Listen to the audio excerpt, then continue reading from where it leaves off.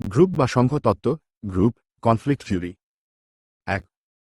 ভূমিকা। আধুনিক রাষ্ট্রবিজ্ঞানে রাজনীতিকে কেবল রাষ্ট্রীয় প্রতিষ্ঠানের বা সংবিধানের মাধ্যমে নয়, বরং বিভিন্ন সামাজিক গোষ্ঠীর পারস্পরিক সংঘ, প্রতিযোগিতা ও সমঝোতার ফলাফল হিসেবে ব্যাখ্যা করার প্রবণতা গড়ে ওঠে।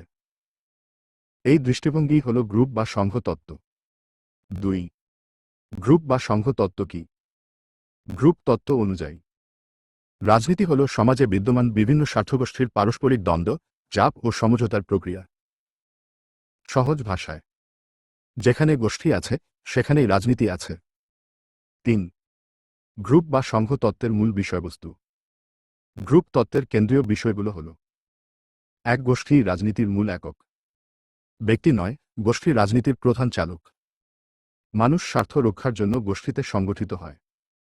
২. স্বার্থ ও সংঘাত রাজনীতির কেন্দ্র। প্রতিটি গোষ্ঠীর নিজস্ব স্বার্থ আছে। স্বার্থের সংঘাত থেকেই রাজনৈতিক প্রক্রিয়া শুরু হয়।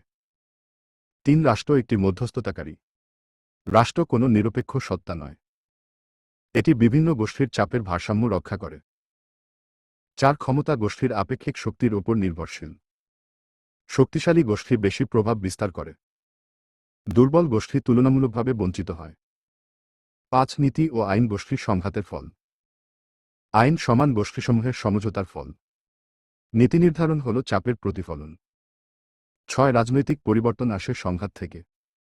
নতুন গোষ্ঠীর উত্থান, পুরনো গোষ্ঠীর পতন, এর মাধ্যমেই রাজনৈতিক পরিবর্তন ঘটে। ৪. আর্থার বেন্টলির সংঘ তত্ত্ব। Arthur F. Bentley's group theory. ক. পরিচিতি। Arthur Fisher Bentley, Arthur F. Bentley আধুনিক গ্রুপ তত্ত্বের জনক হিসেবে পরিচিত।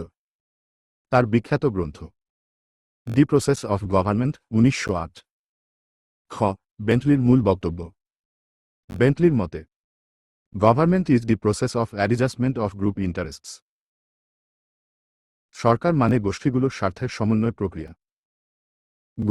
বেন্টলির সংঘ তত্ত্বের প্রধান দিকসমূহ। ১. ব্যক্তি নয়, গোষ্ঠী বিশ্লেষণের একক। ব্যক্তি একা রাজনৈতিকভাবে অর্থবহ নয়, গোষ্ঠীর মাধ্যমেই ব্যক্তি কার্যকর। ২. রাজনীতি মানেই গোষ্ঠীর সংঘাত। আইন, নীতি, প্রশাসন সবই গোষ্ঠীর সংঘাতের ফল। সংঘাত চলমান ও অবিরাম। ৩. রাষ্ট্র কোনো সার্বভৌম সত্তা নয়, রাষ্ট্র গোষ্ঠীর ঊর্ধ্বে নয়, রাষ্ট্র গোষ্ঠীর শক্তির প্রতিফলন। ৪. ভারসাম্য, ইকুইলাইব্রিয়াম ধারণা। শক্তিশালী ও দুর্বল গোষ্ঠীর টানাপোড়েন, আপেক্ষিক ভারসাম্যের মাধ্যমেই স্থিতিশীলতা আসে। ৫. নীতি নির্ধারণ একটি প্রক্রিয়া। নীতি স্থির কিছু নয়, গোষ্ঠীর চাপ বদলালে নীতিও বদলায়। ৫. গ্রুপ তত্ত্বের গুরুত্ব। রাজনীতিকে বাস্তব ও সমাজভিত্তিক বিশ্লেষণ, স্বার্থগোষ্ঠী ও লবিং বোঝাতে সহায়ক, বহুদলীয় গণতন্ত্র বিশ্লেষণে কার্যকর, উন্নয়নশীল দেশের রাজনীতি বোঝাতে উপযোগী। ৬. গ্রুপ বা সংঘ তত্ত্বের সমালোচনা।